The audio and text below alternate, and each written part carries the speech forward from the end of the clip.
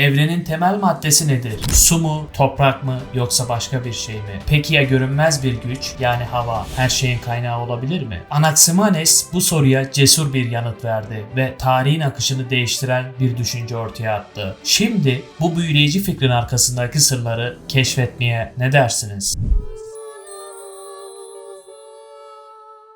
Anaximenes, Miletos kökenli bir filozoftur. Hayatı hakkında çok fazla bilgi bulunmasa da Miletos okulunun diğer iki ünlü üyesi Thales ve Anaximandros ile aynı zamanda yaşadığı ve onların öğrencisi veya halefi olduğu düşünülmektedir. Bu üçlü Yunan düşüncesinin doğa bilimlerine yönelmesinde öncü rol oynamışlardır. Miletos okulu felsefenin mitolojik açıklamalardan uzaklaşıp daha sistematik ve gözleme dayalı bir düşünce yapısına yöneldiği ilk yerlerden biriydi. Thales'in her şeyin temelinde su bulunduğunu iddia etmesi ardından Anaximandros'un evrenin sınırsız ve belirsiz bir ilke olan Apeiron tarafından yöneltildiğini öne sürmesi bu okulun temel arayışını ortaya koyuyordu. Doğa olaylarını tek bir ana madde veya ilkeye dayandırarak açıklamak. Anaximenes'e göre evrenin temel maddesi yani arkesi havaydı. Ama neden hava? İşte burada onun gözlemlerine ve düşüncelerine dayalı oldukça ilginç bir açıklama karşımıza çıkıyor. Anaximenes havayı temel madde olarak seçerken birkaç önemli noktadan yola çıkmıştır. Öncelikle hava her yerde olan bir şeydi. Görünmezdi ama varlığını hissedebiliyorduk. Örneğin nefes aldığımızda hava sayesinde hayatta kalıyorduk. Yani hava yaşamın kendisiyle doğrudan bağlantılıydı. Ama Anaximenes için hava sadece yaşamın kaynağı değildi. Aynı zamanda evrendeki tüm maddelerin de başlangıcıydı. Nasıl mı?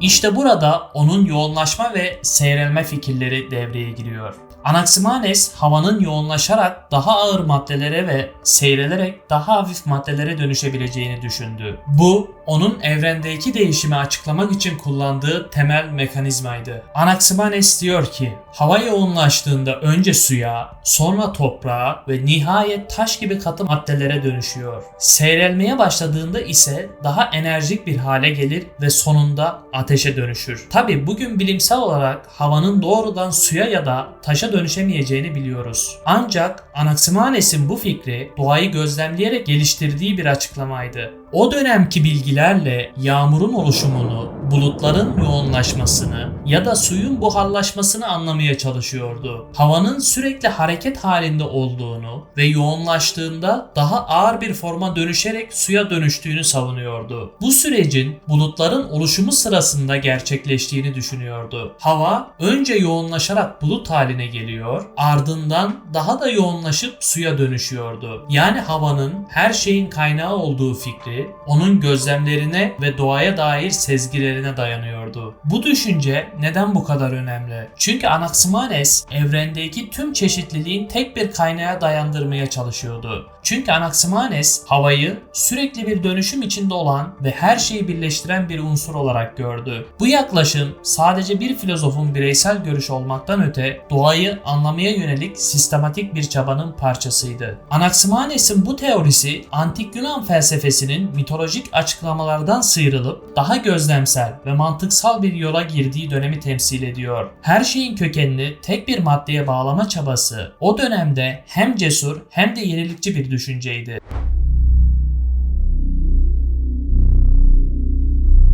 Anaximenes'in kozmolojisinde dünya düz bir disk şeklindeydi ve havanın desteğiyle gökyüzünde tıpkı bir yaprağın rüzgarla havada dengede kalması gibi dünya da havanın fiziksel desteğiyle gökyüzünde hareket etmeksizin sabit duruyordu. Anaximenes dünyanın bu şekilde havada kalmasının evrenin düzeninin bir parçası olduğunu düşünüyordu. Buna karşın Anaximandros dünyanın silindir şeklinde olduğunu savunmuş ve bu silindirin en üst yüzeyinin üzerinde yaşadığımız yer olduğunu düşünmüştür. Ona göre dünya evrenin merkezindedir ve sabit bir şekilde asılı durur. Bu sabitlik herhangi bir destek olmaksızın dünyanın her yöne eşit uzaklıkta olmasıyla açıklanır. Anaximandros dünyanın herhangi bir yere düşmeden sabit durmasını evrendeki simetri ve düzen fikriyle ilişkilendirmiştir. Anaximenes ilk defa sabit yıldızlarla gezegenler arasında ayrım yapan Yunan filozofudur. Ona göre Güneş bizzat kendi ışığına sahip olan bir cisimdir. Ama Ay ve diğerleri sadece Güneş'in ışığını yansıtır. Güneşle yerin arasına Ay'ın girmesini Ay tutulması ve Ay'ın Güneş ile yer arasına girmesini ise Güneş tutulması olduğunu düşünmüştür. Sonra Ay'ı ve Güneş'i farklı gezegenler olarak tarif ederken yıldızları ise kristal kürelere çakılı çiviler demiştir. Anaximenes'in fikirleri bugün bize basit ya da eksik görünebilir. Ancak onun gözlemlerine ve akıl yürütmesine dayanan bu açıklamalar daha sonraki felsefi ve bilimsel düşüncelerin zeminini hazırlamıştır. Anaximenes'i anlamak, Miletos okulunun felsefesini tam anlamıyla kavramanın bir parçasıdır. Ancak bu zincirdeki bir önceki halkaya, yani Anaximandros'a dikkat etmemiz gerekir. Peki her şeyin sınırsız ve belirsiz bir kökten doğduğunu savunan Anaximandros ne diyordu? Apeiron kavramı evrenin açıklamasında neden bu kadar etkili oldu? Anaximandros ile ilgili video linkini açıklamalar kısmına bıraktım. Anaximenes'i ve doğa filozoflarını daha iyi anlamak için o videoyu izlemeyi unutmayın. Sağlıcakla kalın.